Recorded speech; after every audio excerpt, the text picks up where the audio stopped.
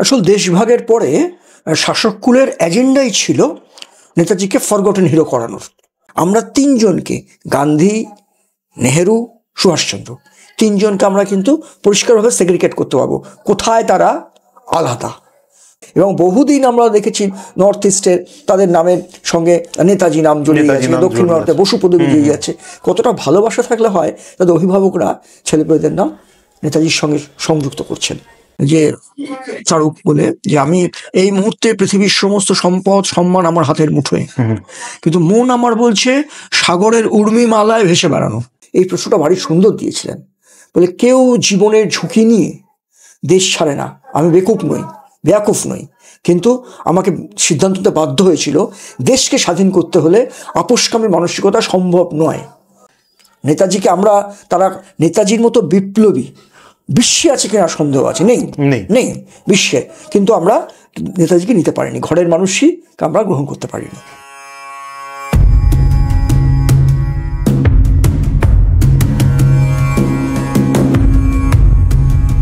নমস্কার দর্শক বন্ধুরা, আপনারা দেখছেন ওয়েক আপ উইথ কেডি, আর আমি কৃষ্ণেন্দু। আজকে আপনাদের জন্য নিয়ে এসেছি আর একটা নতুন ভিডিও। জানেন আমাদের ব্রডকাস্টগুলো নেতাজির সম্বন্ধে যে সমস্ত ইনফরমেশন আমরা আপনাদের সামনে নিয়ে আসি, সেরকমই একটা ভিডিও আজকে আমরা বানাতে চলেছি। এবং আমাদের সঙ্গে আজকে উপস্থিত আছেন নেতাজি গবেষক ডক্টর জয়ন্ত চৌধুরী, এবং ওনার কাছ থেকে আজকে এমন অনেক প্রশ্ন আমরা তার উত্তর জানার চেষ্টা করব যেগুলো আমার মনে, আপনার মনে বহুদিন ধরে লুকিয়ে রয়েছে। সেই প্রশ্নগুলো আজকে নিয়ে আসবো এবং জানার চেষ্টা করবো ওনার কাছ থেকে। নমস্কার জয়ন্ত দাদা, আপনার বহুদিনের নেতাজিকে নিয়ে কাজ এবং নেতাজির সত্য রহস্য সন্ধানের জন্য আপনি বহু কাজ করেছেন, রিসার্চ করেছেন। তো তারই কিছু প্রশ্ন, এবং আপনার প্রচুর বই আছে যেগুলো অনেক মানুষই পড়েছেন। তো দাদা, যারা আমাদের এই ভিডিওটা আজকে দেখবে অনেকেই আপনাকে চেনেন, বা হয়তো এমন অনেকে আছেন যারা চেনেন না। তো তাদের জন্য যদি আপনি একটু আপনার সম্বন্ধে একটু ইন্ট্রোডাকশন দেন। আসলে নিজের ঢাক পেটানোটা খুব মুশকিল। আমি নেতাজি চর্চা করছি বহুদিন ধরে, কাঠবিড়ালি সমান নেতাজিকে ভালোবাসে, ব্লাইন্ড লাভ, যেটা নেতাজি তরুণের স্বপ্নে বারবার বলেছেন। দুটো জিনিস make to be a blind person towards any cause or any mission. সেক্ষেত্রে নেতাজিকে ভালোবাসি আর কি। সেই ভালোবাসা থেকে গবেষণা সবকিছু জড়িয়ে রয়েছে। প্রশ্নটা হয়তো বেশিরভাগ সময় মানুষের মনে আসে, যে নেতাজিকে আমরা সব সময়, ধরুন পাড়ায় 23শে জানুয়ারি বলুন বা স্বাধীনতা দিবসের দিন বলুন, নেতাজিকে আমরা দেখি যে নেতাজির মাথায় একটা সেনানায়কের টুপি, সেখানে ইন্ডিয়ান ন্যাশনাল আর্মির লোগো, উনি, বা এরকম অনেক ছবি দেখা যায় যে ঘোড়ায় চড়ে নেতাজি সুভাষচন্দ্র বোস, এবং উনি একটা সময় কংগ্রেসে ছিলেন, প্রচুর মানুষের জন্য কাজ করেছেন, মানে সেগুলো বইয়ের পর বই আছে, এবং তার কিছুটা হয়তো আমরা পাঠ্যপুস্তকে ছোটবেলা থেকে পড়েছি। আর তারপরে উনি চলে যাচ্ছেন বাইরে, সেটা যে কোনো কারণেই হোক, সেটা পরে আসছি, এবং সেখানে গিয়ে তিনি তার একটি সেনাবাহিনী বানাচ্ছেন বহু রাজনৈতিক লিডারদের সাহায্য নিয়ে, এবং কোথাও না কোথাও গিয়ে তিনি ফেল হচ্ছেন, মানে এটা যেটা ঘটনা। এর বাইরে গিয়ে নেতাজিকে জানাটা কিন্তু খুবই লিমিটেড, খুবই কম মানুষের কাছে পৌঁছচ্ছে।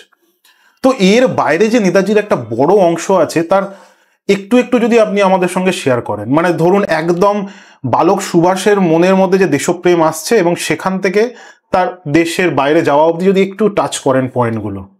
আসল দেশভাগের পরে শাসককুলের এজেন্ডাই ছিল নেতাজিকে ফরগটেন হিরো করানোর, এবং সেক্ষেত্রে তিনি পাশে পেয়ে গেছিলেন কিছু রাজনীতিবিদদের, একাংশ পরিবারের, এবং অবশ্যই বঙ্গজ বহু সন্তানকে, পলিটিক্যাল রাজনৈতিক দলের, এবং শিক্ষাবিদ, ইতিহাসবিদ। তারা অতিরিক্তভাবে নেতাজির উপরে কোথাও বীরত্ব আরোপ করতে গিয়ে, যেমন প্রফেসর ওটেনকে উনি মারছেন, এরকম একটা ইমেজ তৈরি করা হয়েছিল, যেটা আমরা সিনেমাতেও অনেক করা হচ্ছে, একদম ল্যাক অফ রিসার্চ এগুলো হয়েছে। এবং পরবর্তীকালে নেতাজিকে নিয়ে যে সত্যিগুলোকে পাশে করে দেওয়া হয়েছে, এবং একটা এজেন্ডাই ছিল যে নেতাজির যে বাল্যকাল থেকে বা ওনার যে প্রকাশ্য যে কর্মকাণ্ড, সেই জায়গাটাকে কোনোভাবে ছোট করে আনা।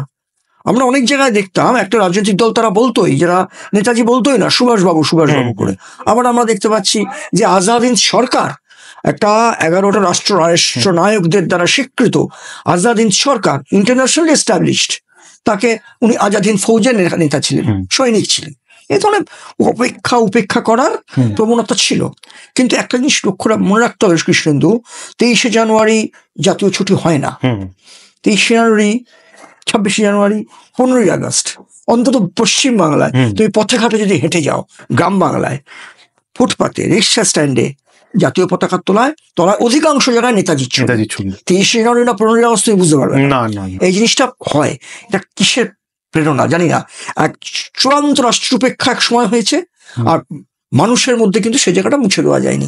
ওনার কৈশোরে আমরা দেখতে পাচ্ছি যে জীবন কথা বললেন, কৈশোরে বালক সুভাষচন্দ্রের সেই সময়কার তার জিজ্ঞাসা, ভারত পথেকে উনি অকপটে স্বীকার করেছেন। আমরা যে দুজন রাষ্ট্রনায়কের কথা বলি, এক মোহনদাস করমচাঁদ গান্ধী, আরেকজন জওহরলাল নেহেরু, এনাদের অটোবায়োগ্রাফি আছে, সেখানে অনেক কথা বলেছেন। আর মাত্র 15 দিনের মধ্যে অসমাপ্ত লেখা আত্মজীবনী, বিদেশের মাটিতে 40 বছর বয়সে লেখা সুভাষচন্দ্রের ইন্ডিয়ান পিলগ্রিম বা ভারত প্রতীক, যতটুকু বেরিয়েছে, সবটা বেরিয়েছে কিনা ডাউট আছে, এভরি ডাউট, সব পাণ্ডুলিপি সামনে এসছে কিনা। তা সেখানে পাশাপাশি রাখলেই আমরা তিনজনকে, গান্ধী, নেহেরু, সুভাষচন্দ্র, তিনজনকে আমরা কিন্তু পরিষ্কারভাবে সেগ্রিগেট করতে পারবো কোথায় তারা আলাদা। তারা অকপটে গান্ধীজি যে যার রুচি, আমি কাউকে অশ্রদ্ধা করছি না, কিন্তু ইতিহাসের প্রয়োজনে এগুলো দেখা দরকার। অনেক ইতিহাসবিদ আছেন, অনেক কথা বলে থাকেন নেতাজিকে ছোট করবার জন্য, উনি ফ্যাসিস্ট ইত্যাদি ইত্যাদি নানা কথাবার্তা বলেন, কিন্তু এই বেসিক জায়গাগুলোকে আমরা গোলমাল করে ফেলছি।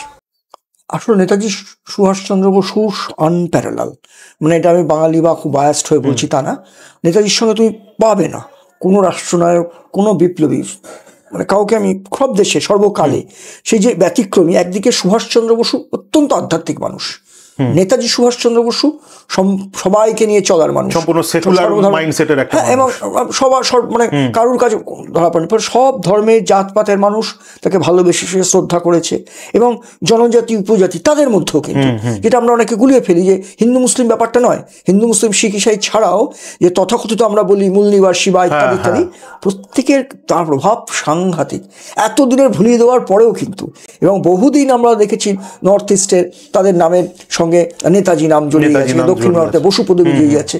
কতটা ভালোবাসা থাকলে হয় তাদের অভিভাবকরা ছেলেমেয়েদের নাম নেতাজির সঙ্গে সংযুক্ত করছেন।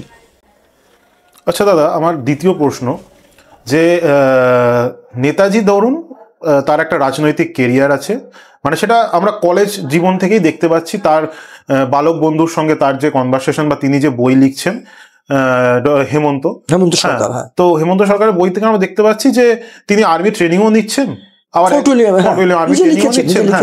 আবার তিনি তার সঙ্গে কনভারসেশনে মানুষকে নিয়ে কিভাবে চলতে হবে, সবাইকে নিয়ে কিভাবে চলতে হবে, দেশ, রাজনীতি, পরিবার, সমস্ত কিছু নিয়ে তার সঙ্গে আলোচনা হচ্ছে। মানে উনি কিন্তু খুব ভালোবাসছেন তার মাতৃভূমিকে বা তার নিজের শহরকে বলুন, বা তিনি মেয়র হচ্ছেন। তো এত একটা জায়গায় রিচ করার পরে, প্রেসিডেন্ট পদে নিযুক্ত হবার পরে, যেখানে যেখানে গান্ধীজির মনোনীত যে মানুষটি তিনি হেরে যাচ্ছেন, সেখানে মানে গান্ধীজির মতো ওই লেভেলের একটা লিডারকে মানুষ ছাপিয়ে নেতাজির কাছে আসার একটা তুমুল প্রবণতা দেখা যাচ্ছে। তো এই জায়গার পরেও কেন ওনার মনে হলো যে না, দেশ স্বাধীনতা ভারতবর্ষে থেকে করতে গেলে মানে ডিকেডস লেগে যাবে, কিন্তু স্বাধীন সম্ভব নয়, তো আমাকে বাইরে যেতে হবে? এবং সেটা কি উনি হঠাৎ করেই করলেন, না এটা একটা ক্লেমোফ্লাজ ছিল যেটা বহু দিন ধরে উনি মানে এটা আস্তে আস্তে আস্তে আস্তে করে সাজিয়ে এসছেন? প্রশ্নটা খুব, উত্তরটা দীর্ঘ হয়ে যায়, আমি ছোট করার চেষ্টা করছি। একটা বিখ্যাত চিঠি আইসিএস ছাড়ার আগে উনি চারুচন্দ্র গাঙ্গুলিকে লিখছেন যে, চারুক বলে, যে আমি এই মুহূর্তে পৃথিবীর সমস্ত সম্পদ সম্মান আমার হাতের মুঠোয়, কিন্তু মন আমার বলছে সাগরের উর্মিমালায় ভেসে বেড়ানো, এই জীবন আমার জন্য নয়। একবার ভাবে বোলপুরে চলে যাবো, মানে শান্তিনিকেতনে, আরেকবার বলছে রামকৃষ্ণ মিশনে যোগ দেবো, যাই হোক সবকিছু তার হাতে। অর্থাৎ খুব ঈশ্বর বিশ্বাসী, একদম তরুণ, কত বয়স তখন হবে, 23 বছরের যুবক কি 22 বছরের যুবক, 22-23। এবার এই চিন্তা ভাবনা, এবার জন্য আমরা শিফট করে যাই, দেখতে পাচ্ছি উনি বলছেন যে দেশবন্ধুর কাছে যে আমি সামান্য বিদ্যা বুদ্ধি আছে, আমি ইংরেজি খবরের কাগজে সাব এডিটরের কাজ দিতে পারেন, কিংবা আমাকে শিক্ষকতার চাকরি দিতে পারেন, আমার বেতন, আমি বলছেন আমি বিবাহ করবো না, আমার কোনো পিছুটান থাকবে না, আর বাড়ির প্রতি অর্থ নেওয়াও ঠিক হবে না, একদম। দেশবন্ধু সবটাই করেছিলেন। ঘটনা হচ্ছে যে উনি নিজে লিখছেন ত্যাগ, আমি কারাবরণ দুঃসহ যন্ত্রণায় বেছে নিচ্ছি, জানতেন ওনার বাবাও বলেছিলেন, ঠিক গর্বিত হয়েছিলেন ব্যাপারটা, ওনার মাও ব্যাপারটা সাপোর্ট করেছিলেন। এবার দেখতে পাচ্ছি পরবর্তীকালে যখন ভারতবর্ষের মানে গান্ধীজির কথাই শেষ কথা জাতীয় কংগ্রেসের, এরকম একটা ব্যাপার, সেটা গান্ধীজির সঙ্গে ব্যক্তিগত সখ্যতা ওনার ছিল খুবই ভালো, কিন্তু দেখা যাচ্ছে কোনো একটা পর্যায়ে গিয়ে উনি স্পষ্ট হয়ে গেছিল যে কিছুতেই এরা অল আউট ফাইট চায় না ব্রিটিশের এগেনস্টে, কোনোভাবেই না, মানে আপোষহীন না, আপোষহীন ব্যাপারটা ছিল না। এবং একটা দেখা যাচ্ছে যে নেতাজি একমাত্র বিপ্লবী বা নেতা, তুমি দেখো যে একদিকে মানে বিপ্লবী যারা ফাঁসির মঞ্চে প্রাণ দেয়, যারা জীবনের তোয়াক্কা করে না, তাদের সঙ্গে তারা তাকে নয়নের মণি ভাবছেন, বেঙ্গল বিপ্লবী কুল।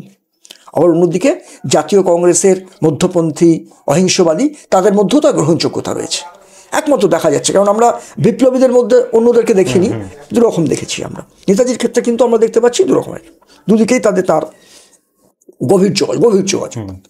এবার যখন উনি বারবার লিখেছেন, ওনাকে যখন প্রশ্ন করা হয়েছিল বিদেশের মাটিতে যাওয়ার পর, আপনি দেশ ছেড়ে দেন কেন, এই প্রশ্নটা ভারী সুন্দর দিয়েছিলেন, বলে কেউ জীবনের ঝুঁকি নিয়ে দেশ ছাড়ে না, আমি বেয়াকুফ নই, কিন্তু আমাকে সিদ্ধান্ত নিতে বাধ্য হয়েছিল, দেশকে স্বাধীন করতে হলে আপোষকামী মানসিকতা সম্ভব নয়। এবং উনি একদম সঠিক সিদ্ধান্ত নিয়েছিলেন, নইলে গান্ধীজিরও মতের পরিবর্তন ঘটে গেছিল কুইট ইন্ডিয়ার ব্যাপার বা পরবর্তীকালে ব্যাপারগুলো। কিন্তু নেতাজি নিজেই বলছেন যে আমি যদি একটু সুযোগ থাকতো আমার, দুবারের জাতীয় কংগ্রেসের সভাপতি হওয়ার পরেও, কিন্তু ব্রিটিশ কিছুতেই হতে দেয়নি। এবং একজন বিদেশি অথারও বলেছেন গান্ধীজিকে যে রিডিউসার অফ ভায়োলেন্স বলে, হ্যাঁ, এইসব ব্যাপারগুলো আছে, অনেক কথা বলছেন যে কেন, সত্যিই তাই। ওনার বা ধরো যে ডিসকভারি অফ ইন্ডিয়া, প্রাসাদে বসে জওহরলাল নেহরু লিখলেন আত্মজীবনী, সেখানে বোধহয় একবারের জন্য সম্ভবত সুভাষচন্দ্রের নাম এসছে, সম্ভবত নেই, বা একবারের জন্য এসছে, ঠিক, হ্যাঁ, পুরো বইটাতেই তো অন্য ধরনের, কোথায় ব্রিটিশের বিরুদ্ধে কথা, কোথায় কেউ কথা বলছে না ব্রিটিশের বিরুদ্ধে, বিপ্লবী দল তুললেন। ফলে ওনার দেশ ছেড়ে যাওয়াটা স্বাধীনতা সংগ্রামে বিপ্লবীর কাজ করেছেন। যদিও দুর্ভাগ্য আমাদের যে বিপ্লবীর দাবিদার বহু আমাদের সংগঠন, দল ইত্যাদি আছেন, তাদের কাছে নেতাজি এখনো ব্রাত্য। নেতাজিকে তারা নেতাজির মতো বিপ্লবী বিশ্বে আছে কিনা সন্দেহ আছে, নেই বিশ্বে, কিন্তু আমরা নেতাজিকে নিতে পারিনি, ঘরের মানুষই আমরা গ্রহণ করতে পারিনি। ফলে নেতাজির দেশ ছেড়ে যাওয়াটা কিন্তু অনিবার্যতা। হ্যাঁ দাদা, নেতাজি দেশ ছাড়লেন বহু কারণে, যেটা আপনি একটু ডেসক্রাইব করলেন। তারপরে উনি হয়তো রাশিয়া যেতে চেয়েছিলেন বা অন্য কোথাও হয়তো তার গন্তব্য ছিল, কিন্তু সেই সময়কার আন্তর্জাতিক যে সম্পর্ক বা সেই সময়কার যুদ্ধ পরিস্থিতি তাকে তার যে প্রথম প্ল্যান সেটাতে সাকসেস দিল না। তিনি এবার চলে এলেন জার্মানিতে। তো জার্মানিতে এসে হিটলারের সঙ্গে তার একটা যোগসূত্র স্থাপন হলো। এবার হিটলারের কিন্তু সেই সময় দেখা যাচ্ছে যে ভারতবর্ষকে নিয়ে খুব একটা যে স্বচ্ছ মানসিকতা বা ভারতবাসীদের প্রতি যে খুব দয়াশীল, এমনি তো হিটলার দয়াশীল নয়, সেটা কিন্তু নয়। কিন্তু তবুও সুভাষচন্দ্র গিয়ে তার সঙ্গে কথা বলছেন, দেখছেন যে তার কাছ থেকে যদি কিছু সাহায্য পাওয়া যায়। এই জায়গাটাতে অনেকেই ভাবছেন যে সুভাষচন্দ্র যাই করুক, হিটলারের সঙ্গে হাত মেলানোটা তার উচিত হয়নি, এবং কোথাও না কোথাও গিয়ে তার উপর একটা স্বেচ্ছাচারী, একটা ডিক্টেটরের ট্যাগ পড়ছে। তো এই জায়গাটা একটু ক্লিয়ার করা আমার মনে হয় খুব দরকার। যেহেতু আপনি নেতাজিকে নিয়ে এত রিসার্চ করেছেন, তার মনোব্যক্তিটা বা তার মনের ভাবনাটা কিছুটা হলেও তো বোঝা যায়। হ্যাঁ, আমি নেতাজি রিসার্চ করতে গিয়ে দেখেছি, আমার নেতাজির journalistic ideas, political and journalistic আইডিয়াসের উপর থিসিসটা ছিল, সাংবাদিকতার উপরে, মাস কমিউনিকেটর হিসেবে নেতাজির। 39-এ উনি কিন্তু সোভিয়েত রাশিয়া ফার্স্ট চয়েস ছিল না, ফার্স্ট চয়েস ছিল ওনার চায়না, চীন। এবং 39-এর 29 নভেম্বর যখন লিখছেন বারবার চিঠি, জেলের মধ্যে দেখছি ওই ফাইলে এখনও আছে, এখানকার যে চিঠি, একাধিক চিঠি লিখছেন, বারবার যেতে চাইছেন চায়না হয়ে। কারণ উনি যখন প্রেসিডেন্ট ছিলেন, উনি চীনের দুর্দশার সময় মেডিকেল মিশন পাঠিয়েছিলেন, এবং ওই কোর্টনিস ফিরে আসেনি, অনেকে আর ফিরে আসতে পারেননি দেশে। মেডিকেল মিশন কিন্তু brain child of Subhash Chandra Bose, জাতীয় কংগ্রেসের সভাপতি হিসেবে উনি অ্যাম্বুলেন্স পাঠাচ্ছেন, ওষুধ পাঠাচ্ছেন, ইত্যাদি ইত্যাদি। পরবর্তীতে চীন ওই সময় গোয়েন্দারা আটকে দেয় ওনাকে, চায়না আটকে, এবং ওরা, আমার সম্ভবত অনুমান যে চায়না থেকে বিপ্লবটা উনি করতেন ঢোকার ব্যাপারে, যোগাযোগটা ওনার হয়ে গেছিল, কিন্তু এখান থেকে বেরোতে পারলেন না, মানে ভারত ত্যাগ করতে পারলেন না, চায়না যেমন আটকে গেল। তারপরে উনি যে সিদ্ধান্তটা নিলেন যে সোভিয়েত রাশিয়ায় যোগাযোগ, বিভিন্ন আমরা জানি পুরো ব্যাপারটাকে, এবং সেটাও তো একটা মিস্টিরিয়াস ব্যাপার, পরবর্তী সময় আসবো। তা উনি হিটলারের সঙ্গে দেখা করার ব্যাপারটাকে অনেক রকম বলেন। আমাদের মনে রাখতে হবে ইউরোপে সুভাষচন্দ্র বসু প্রায় 15 বছর, 5 বছর, প্রায় 5 বছর অসরকারি দূত অ্যাম্বাসাডার হিসেবে কিন্তু ঘুরেছেন। কোথায় যাননি? চেকোস্লোভাকিয়া, যুগোস্লোভিয়া, পোল্যান্ড, সব জায়গায় ঘুরে বেড়াচ্ছেন, মেয়রদের সঙ্গে আলোচনা করছেন ওখান থেকে। কারণ আমরা জানি উনি ফরওয়ার্ড পত্রিকার সঙ্গে কানেকশন সাংঘাতিক, এবং সেইখানকার থেকে উনি এমনকি এক জায়গায় বলছেন রয়টারকে হারাতে হবে, এবং প্রত্যেকটা জায়গায় কিন্তু উনি জায়গা করছেন। জার্মান ইন্ডিয়া ফ্রেন্ডশিপ বা আয়ারল্যান্ডের সঙ্গে ফ্রেন্ডশিপ, এই জায়গাগুলো গড়ে উঠছে। মানে ওনার সাংঘাতিক রকমের সাংগঠনিক প্রতিভাতে অস্বীকার করা যাবে না। এই সাংগঠনিক শক্তিটা আর কোনো জাতীয় নেতার ক্ষেত্রে সে সময় ছিল না। এবং এটাও দেখা যাচ্ছে স্যার যে উনি যেখানেই যাচ্ছেন কোথাও অরফেনেজ তৈরি করছে। অ্যাবসলিউটলি। এবং এই মানুষের সঙ্গে গ্রাসরুট লেভেলে। এবার হিটলার সম্পর্কে অনেক কথা প্রচলিত আছে সত্যি মিথ্যে মিলিয়ে, কিন্তু আমার একটা প্রশ্ন করছি, মানে দর্শক বন্ধুরাও শুনবেন, যে হিটলার গ্যাস চেম্বারে মেরেছেন, অন্যায়। মানুষ হত্যা করেছেন ইহুদি, অন্যায়। এইবার এক লহমায় কয়েক লক্ষ লোক বা কমপক্ষে 1 লক্ষ লোক মারা গেলেন অ্যাটম বোম ফেলে দিয়ে। তাদের নেতারা কিন্তু একেবারেই ধোয়া তুলসী পাতা, কোটান কোট। আজও তারা এই নিয়ে ক্ষমা চায় না। হ্যাঁ, এই জায়গাটা ইতিহাসবিদরা কি করেন? যারা ফ্যাসিস্ট বলেন, নিশ্চয়ই ফ্যাসিস্ট। এবং এটা আমি যতটা জানি, আমি একটা বলছি যে জার্মানিকে হয়তো, মানে আমি জানি না, হয়তো আমি ভুল হতে পারি, যে জার্মানিকে ক্ষতিপূরণও বহু বছর দিতে হয়েছিল, কিন্তু আমেরিকার ক্ষেত্রে কিন্তু এরকম কোনো কিছু দেখা যায় না, এবং এটা পার্ট অফ ওয়ার হিসাবে এটা ওরা মেনে নেয়। এবং ওরা এটাও বলে যে পরমাণু বোমাটা যেটা ফেলা হয়েছিল, ইট ওয়াজ আ টেস্টিং, মানে টেস্ট করার জন্য তারা পরমাণু বোমাটা ফেলেছিল। তো মানে এই জায়গাটা একটা, মানে একটা একেবারেই যেটা বলে টেস্টের গল্পটা একেবারেই বাজে। আমরা ওপেনহাইমারের টেস্ট আগে দেখেছি, আমরা পরবর্তীকালে যে Hiroshima test, second time test, third time test করতে হচ্ছে, এবং ওরা টোকিওতে না মেরে জনবহুল জায়গা না মেরে বিশেষ জায়গায়, সেটা তো একটা এপিসোড। মানে ওটাকে ঠিক মতো আনা হয়নি। অনেক কিছুই ম্যাকার্থার ডকুমেন্টস হয়তো পেতে পারে যদি ওপেন যদি করে মার্কিন যুক্তরাষ্ট্র। কিন্তু সোভিয়েত রাশিয়া, জার্মানিতে ওখানে ওনার যে কানেকশন, ওখানে ইন্ডিয়ান লেসদান করেছিলেন উনি, ওখানে আজাদ করতে পারেননি, এবং স্বাভাবিকভাবে ভৌগোলিক কারণেই সম্ভব না। কিন্তু হিটলার যেটা সাহায্য করেছিলেন যে Azad Muslim radio, Azad Hind radio, Azad Congress radio, 3টে রেডিও স্টেশন, ভাই বোন উর্দু পত্রিকা, এবং একটা বিশ্বকে জানানো। এবং যোগাযোগটা কিন্তু আমরা দেখবো তার আগেই রাশিবাড়ি বসুর সঙ্গে যোগাযোগটা হয়ে গেছে। জাপানের এই নেটওয়ার্কটা উনি এদিক দিয়ে যেতে পারেননি, ওদিক থেকে ঘুরপথে আসতে হয়েছিল। ফলে হিটলার, অনেকে বলে হাত মিলিয়েছেন অমুক তমুক, কেন দোষ করেছেন, তখন কটা বিশ্ব লিডারের, কটা জাতীয় নেতার, কজন বিপ্লবী সাহস ছিল, সুযোগ ছিল হিটলারের সঙ্গে হাত মেলানোর? নাম্বার 1। নাম্বার 2, যারা ফ্যাসিস্ট আজকে বলেন কেন হিটলারের সঙ্গে করলেন, তখন খেয়াল রাখতে হবে কমিউনিস্ট সোভিয়েত রাশিয়ার সঙ্গে হিটলারের কিন্তু অনাক্রমণ চুক্তি রয়েছে, এই প্যাকটা রয়েছে। তখন কিন্তু হিটলার খারাপ হননি। উনি যখন সাবমেরিনে উঠলেন, আর উনি বলে গেছেন যাতে কোনো পরিস্থিতিতে আজাদি সেনারা সোভিয়েত রাশিয়া আক্রমণ না করে, হিটলার বললেও উনি উঠে গেলেন, রেকর্ড বাজানো হতো জার্মানি থেকে। এবং হিটলার তো অবশ্যই নেতাজিকে সাপোর্ট করেছে, পারতেন না।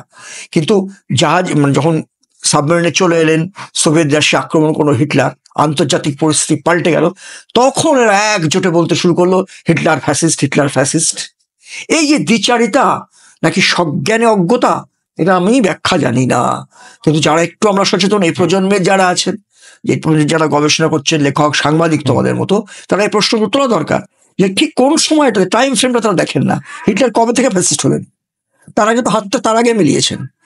এই যে ইতিহাসের একটা অস্বচ্ছ জায়গা করে রাখা হয়েছে ইচ্ছাকৃতভাবে, এইগুলো স্বচ্ছ হওয়া খুব জরুরি। নেতাজির বায়োগ্রাফি লিখতে গেলে আমরা বিদেশিরা কি লিখছে নেতাজির জীবনী, সেটাকে আমরা হইচই করছি, হ্যাঁ, এবং সেখানে তাদের মতো অ্যাঙ্গেলে করছেন ফ্যাসিস্ট লিডার। এখনো বহু অথর আছেন তারা বলছেন যে উনি হচ্ছেন fascist leader, Indian fascist leader. এই ধরনের কথাবার্তাগুলো ভারতের তরফ থেকে কাউন্টার করার যে প্রয়োজন ছিল 70 বছরে হয়নি।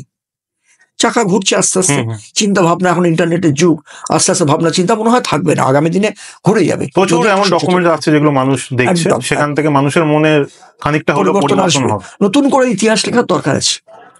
তো স্যার, পরের এবং খুব গুরুত্বপূর্ণ প্রশ্ন, সেটা হচ্ছে মানে এই প্লেন ক্র্যাশের যে থিওরিটা, সেটা তো এখন একটা মানে ছেলে ভোলানো গল্পর মতো হয়ে গেছে। কারণ এর কোনো প্রমাণ, ছেলে ভুলো না, বড়দের ভোলানোর গল্প, বড়দেরও ভোলানোর গল্প, বিভিন্ন রকমের সব বড় বড় জায়গায় সব ওটাই এখনো তারা। এবং sorry to say government of ইন্ডিয়ার স্ট্যান্ডও কিন্তু এটাই এখনো পর্যন্ত, যতই 135 কোটি দেশবাসীর কাছে কিন্তু আমাদের অফিসিয়াল স্ট্যান্ড। তারকুর একটা প্লেন ভেঙে পড়েছিল, কখন ভেঙে পড়েছিল জানা যায় না, কে মারা গেছিল তার নামটুকু পর্যন্ত শোনা যায় না। তো এইবার সেইখান থেকে প্রচুর মানে ডিভিশন অফ বিলিভার্স তৈরি হয়। মানে কেউ কেউ মনে করছে যে উনি সন্ন্যাসী বেশে দেশে ফিরে এসেছিলেন, কেউ মনে করছে যে উনি রাশিয়াতে গেছিলেন, মানে উনি ওখানকার একটা সেনা প্রধানের মতো ওনাকে ট্রিট করা হতো। এবং কিছু লোক বলেন যে না, স্ট্যালিনই ওনাকে হত্যা করেছিলেন। কিন্তু এর পক্ষে মানে মেনে নিতে গেলে তো কিছু, দেখুন নেতাজিকে নিয়ে আমাদের সবারই মানে আবেগ একদম খুবই হাই, স্বাভাবিক। হ্যাঁ, দেশকে ভালোবাসে, নেতাজির প্রতি আবেগ থাকবেই।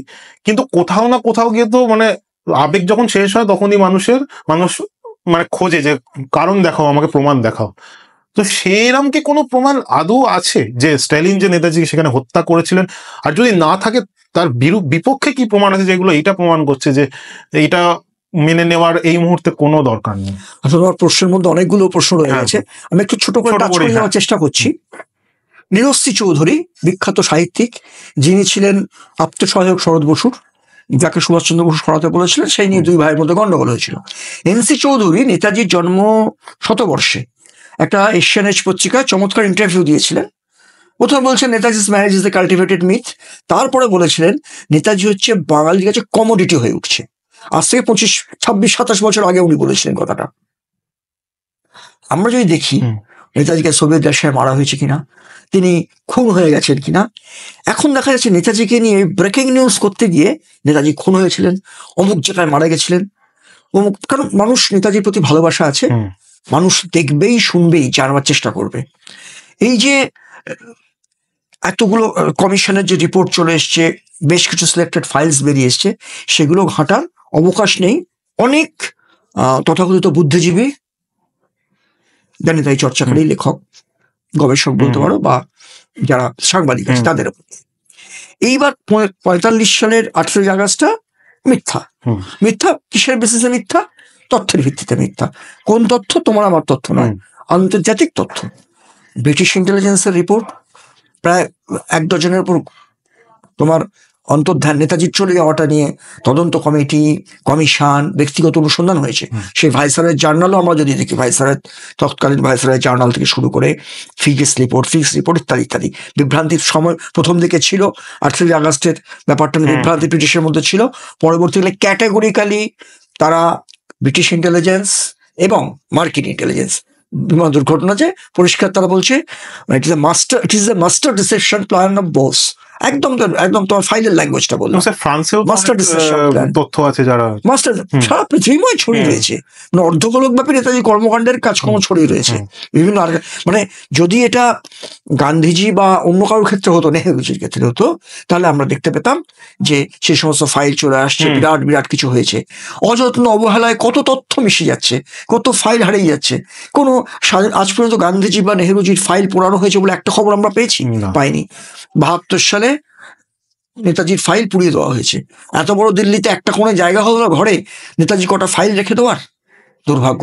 কোনো বুদ্ধিজীবী প্রশ্ন তুলেছে? লোকসভায় সেভাবে ভিত কেঁপে ওঠেনি। ফলে যাই হোক, ওকে প্রমাণ করবার জন্য নানা আঙ্গিকে, নানাভাবে, নানা জনকে দিয়ে বলানো হয়েছে। লাস্টে যখন মুখার্জি তদন্ত কমিশনে আমি ডিপেন্ডেন্ট ছিলাম, যখন চেয়ারম্যান ক্যাটেগরিক্যালি বললেন এয়ার কেসটা মিথ্যা, তখন দেখলো রেড়ে করে উঠলো। কারা রেড়ে করে উঠলেন? বোসবাড়ির কেউ কেউ, সরকারের কেউ কেউ, তৎকালীন সরকারের কেউ কেউ, এবং গা জোয়ারি করে লোকসভায় অনেককে বলতে দেওয়া হলো না, ডিবেট করতে দেওয়া হলো না বেশিক্ষণ ধরে। এমনকি আমাদেরই বঙ্গজ মানুষ ছিলেন, সোমনাথ চট্টোপাধ্যায় স্পিকার ছিলেন। দর্শক বন্ধুদের বলি, আমি কোনো রাজনীতির মানুষ নই, কিছু মনে করবেন না। সেখানে সোমনাথ চট্টোপাধ্যায় যে বঙ্গজ স্পিকার, আমাদের মমতা বন্দ্যোপাধ্যায়কে বলতে দেওয়া হয়নি, সুজন চক্রবর্তীরা বলার সুযোগ পাননি, শুধু সুব্রত বসু বলেছিলেন। আর্গুমেন্টে আসতে পারলো না, অত বড় একটা জিনিস। মুখার্জি কমিশনের কি ক্যাটেগরিক্যাল শিবরাজ পাতিল ছিলেন, দিলেন তোমার স্বরাষ্ট্রমন্ত্রী, তিনি 5 লাইনের মধ্যে বললেন না, এটা অসম্পূর্ণ রিপোর্ট, মুখার্জি কমিশন রিপোর্ট আমরা গ্রহণ করছি না, আমরা খোসলা কমিশন এবং শাহনাজ রিপোর্টটাকে নিচ্ছি। ভাবো, যেটা একটা সরকারের তৈরি কমিশন, তারা বলছে এয়ার ক্র্যাশ হয়নি, অসম্পূর্ণ কমিশন। বেশ, তো অসম্পূর্ণ কমিশন হতেই পারে, সম্পূর্ণ করার দায়িত্ব সরকারের, করা হলো না। জোর করে গাজওয়ারি করে নেতাজি বিতর্ক আটকে দেওয়া হয়েছিল। পাপ তো কম হয়নি নেতাজির প্রতি।